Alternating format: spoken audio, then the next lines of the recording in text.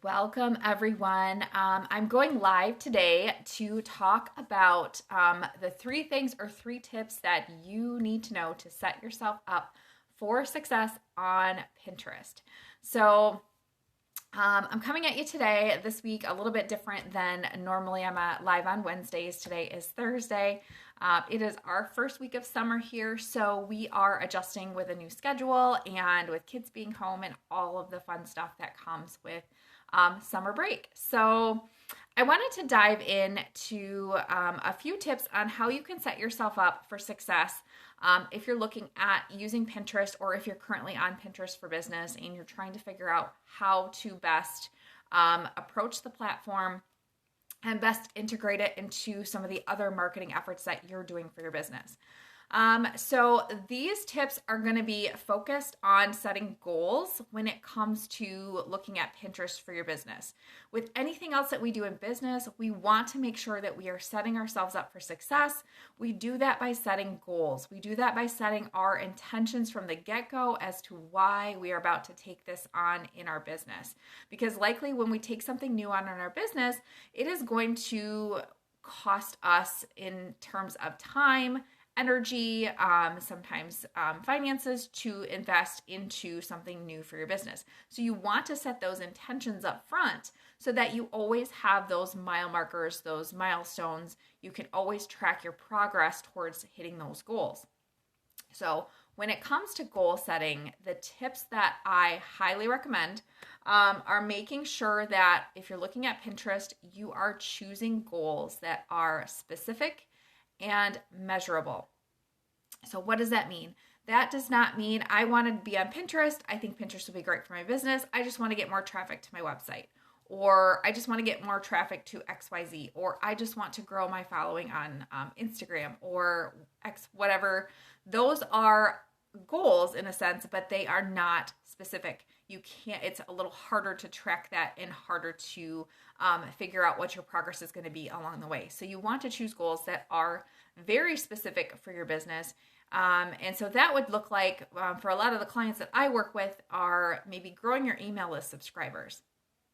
Your email list is something you can track. When you're growing your subscribers, you can easily track that, and you can track specifically who is coming from Pinterest if you set up your tracking and your tags correctly from Pinterest.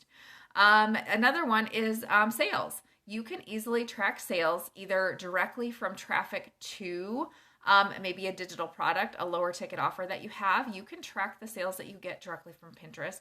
You can track sales further down the funnel that you get coming from Pinterest as well. So these are just some things you want to look at, and making sure that you are setting goals that are very specific to you, to your business, and that you can then track. You can set those milestones, and then you can then keep an eye on your progress as you work through just implementation of the content and the strategy that for using Pinterest in your business.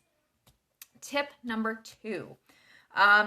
For each goal that you set, make sure you determine the why behind that goal. So what does it mean to you personally to have those email list subscribers? What does that mean to you? What does that mean to your business? What does it mean to you to have an increase in sales of that digital product? What does it mean to have increase in sales of those lower ticket offers that you might have right off of Pinterest? What does that represent to your business? What does that mean to you? An example of this could be a lot of business owners that I talk to, they have higher ticket services that they offer. They work one-to-one with clients. They run other services, other offers in their business. And yes, that is wonderful. They've made a good amount of money. They built their business to a certain point with those strategies. But by setting something up in place with a system using Pinterest, what that means is if they're able to build their email list, they're able to have a little bit more control over the community that they're building, the offers that they're creating, and then the sales that they create down the line from that email list community that they've built.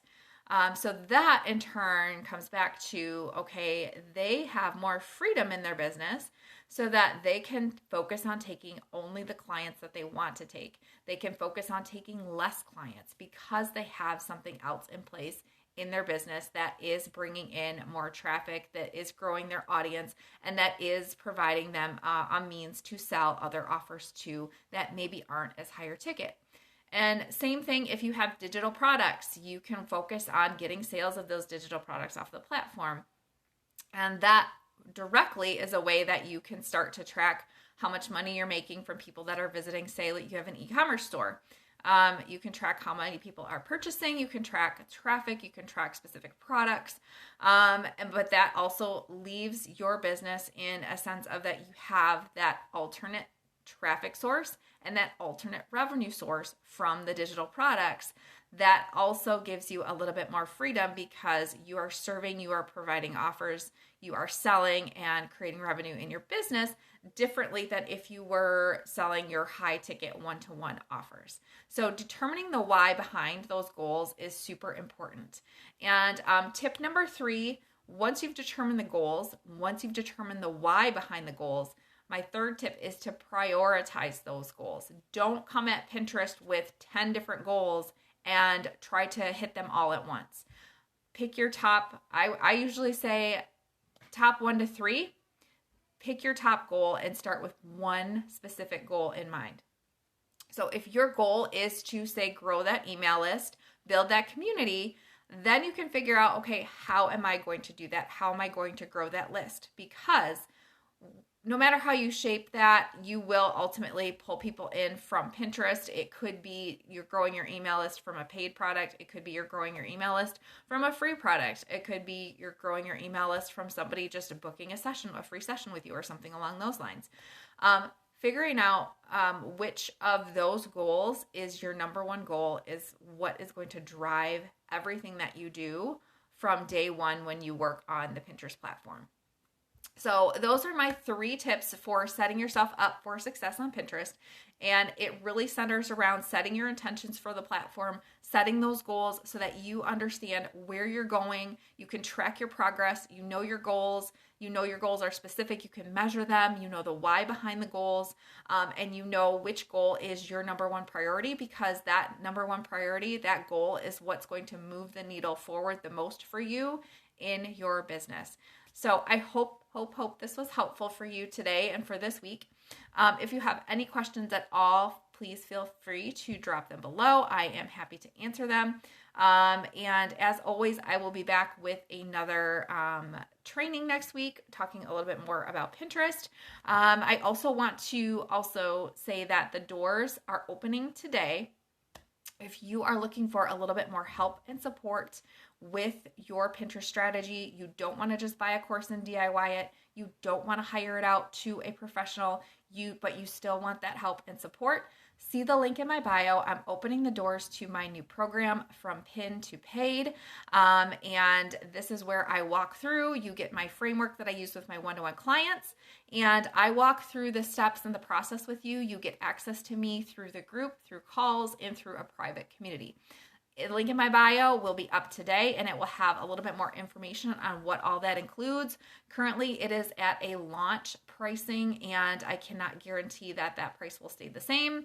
I can also not guarantee that it will continue to be a month to month. Right now, there is no commitment. It is at a launch price, so you can join, see if it's right for you. If it's not, you can cancel at any time.